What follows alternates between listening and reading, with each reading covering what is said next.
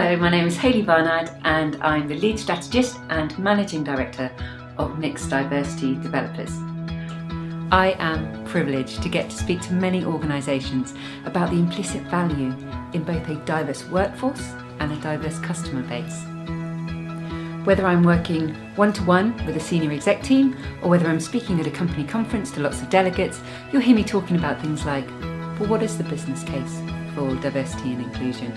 What difference is it really going to make in our businesses?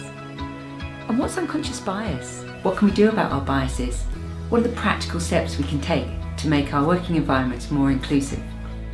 So I've put together this show reel. I hope it gives you a good idea of my presentation style. You'll see that I use quite a lot of stories, anecdotes, quite a lot of humour to try and really bring this subject to life. And please also stay tuned to the end where you'll get to see some stunning footage of an amazing diversity project that we did up in the Arctic Circle. So I hope I get to work with you soon. Take care. You know, your brain is amazing. You've been looking at me for no more than a few seconds and already you know quite a lot about me. And this is what I love about the brain, its ability to work at lightning pace. See, I have a proper size dog. Oh yeah. These people are not in my in crowd.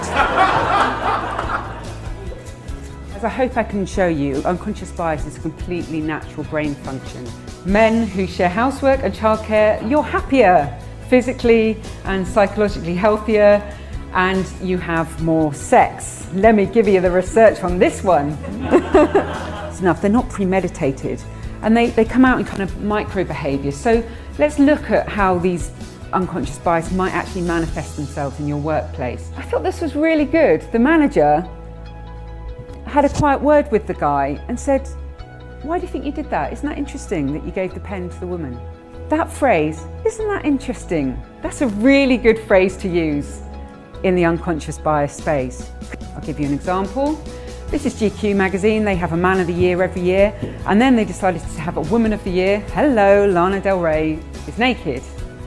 Now, this only looks really wrong when you do this. My third tip for catching yourself is to reflect back, like I did with the Arctic Challenge. It's actually quite uncomfortable when you realise you've been biased, but the only way to reduce bias is to take the unconscious and make it conscious. Thank you. My company, Mixed Diversity Developers, took 15 women from the car industry to the Arctic Circle as a way of challenging gender stereotypes. Once we'd selected the 16 women that were going to come with us to the Arctic, then began the process of transforming them from desk-bound office workers through to polar explorers. We all trained really hard, and most of the women, despite having full-time jobs and children, they all managed to find about 12 hours a week to train. We even took them to one of Tesco's frozen distribution centres, where we were able to practice putting up tents and training at -21.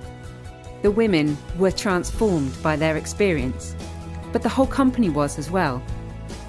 Resilience is not some commodity we're born with, it's self-manufactured. And of course, when you go to somewhere like the Arctic or somewhere extreme, maybe your resilience speeds up a bit in its development. You have to be resilient to survive, but you don't have to go to the Arctic to learn resilience.